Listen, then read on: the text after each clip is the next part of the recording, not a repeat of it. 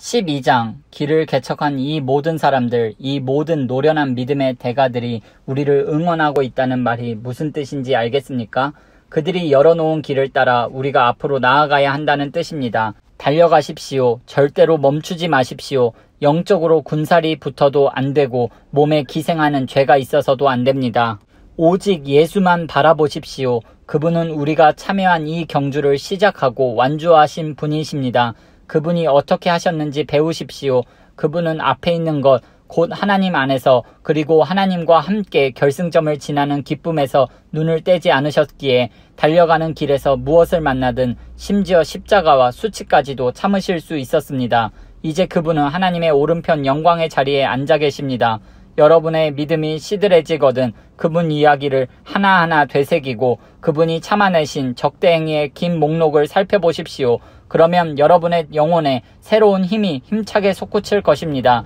죄에 맞서 싸우는 이 전면전에서 여러분보다 훨씬 심한 고난을 겪은 이들이 있습니다. 예수께서 피 흘리시기까지 겪으신 그 모든 고난은 말할 것도 없습니다. 그러니 낙심하지 마십시오. 여러분은 훌륭한 부모가 자녀를 어떻게 대하는지 잊었습니까? 하나님께서 여러분을 자녀로 여기신다는 것을 잊었습니까? 나의 사랑하는 자녀야, 하나님의 훈련을 가볍게 여기지 말고 그분의 훈련을 받을 때 낙심하지 마라. 그분은 사랑하는 자녀를 훈련하시고 품에 안으신 자녀를 징계하신다.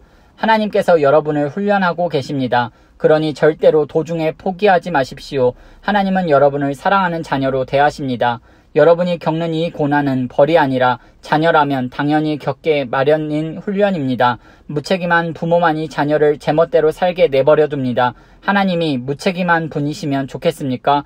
우리가 부모를 존경하는 것은 그들이 우리를 버릇없게 놔두지 않고 훈련하기 때문입니다. 그러니 우리가 참으로 살고자 한다면 하나님의 훈련을 받아들여야 하지 않겠습니까? 우리가 아이였을 때 우리의 부모는 자기 생각에 최선으로 여기는 일을 우리에게 했습니다. 하나님께서는 진정으로 우리에게 최선이 되는 일을 하고 계시며 우리를 훈련시켜 하나님의 거룩하심을 따라 최선을 다해 살아가도록 하십니다.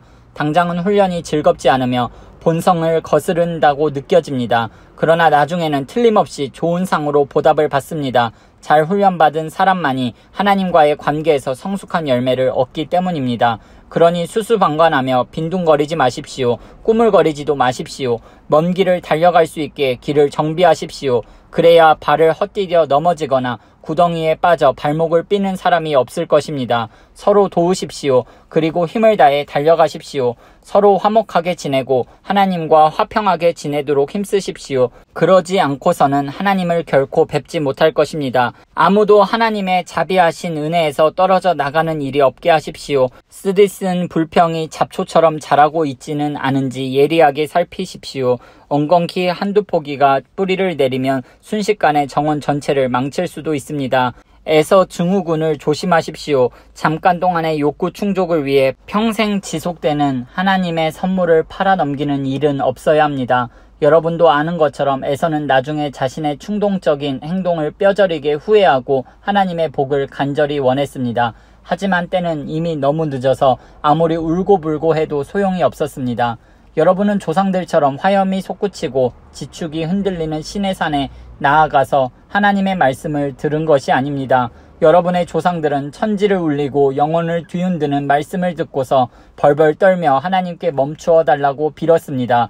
그들은 짐승이라도 그 산에 닿으면 죽을 것이다 라고 하신 말씀을 듣고서 어찌나 무서웠던지 꼼짝도 못했습니다. 모세도 두려워 떨었습니다. 그러나 여러분의 경험은 전혀 다릅니다. 여러분이 이른 곳은 시온산, 곧 살아계신 하나님이 머무르시는 도성입니다. 그 보이지 않는 예루살렘은 축제를 벌이는 수많은 천사들과 그리스도인 시민들로 북적대는 곳입니다. 그곳에서 하나님께서는 우리를 심판하시고 그 심판은 우리를 의롭게 합니다. 여러분은 새 언약, 새로 작성된 헌장을 하나님께로부터 받아 우리에게 전해주시는 예수께로 나아왔습니다. 그분이 언약의 중재자이십니다. 아벨이 당한 죽음은 복수를 호소하는 살인이지만 예수가 당한 죽음은 은혜의 선포입니다. 그러니 이 은혜의 말씀에 귀를 막지 마십시오. 땅에서의 경고를 무시한 자들이 벌을 피할 수 없었는데 하물며 우리가 하늘의 경고를 거역한다면 어떤 일이 일어나겠습니까? 그때에는 그분의 음성이 땅의 뿌리까지 흔들었지만 이번에는 하늘까지 흔드시겠다고 분명히 말씀하셨습니다. 마지막으로 한 번 더 하늘 끝에서부터 땅 끝까지 철저하게 흔들겠다. 마지막으로 한 번 더 라는 표현은 철저하게 정리하시겠다는 의미입니다. 역사와 종교의 온갖 쓰레기를 치우시겠다는 것입니다. 그것은 흔들리지 않는 본질적인 것들을 말끔히 정돈된 모습으로 서 있게 하시려는 것입니다. 우리가 무엇을 받았는지 아시겠습니까? 흔들리지 않는 나라입니다. 우리가 얼마나 감사해야 하는지 아시겠습니까? 감사드릴 뿐 아니라 하나님 앞에서 깊은 경외감이 넘치는 예배를 드려야 합니다. 하나님께서는 냉담한 방관자가 아니십니다. 그분은 적극적으로 정리하시고 태워버려야 할 것은 전부 불사르십니다. 모든 것이 깨끗해질 때까지 그분은 결코 멈추지 않으실 것입니다. 하나님, 그분은 불이십니다.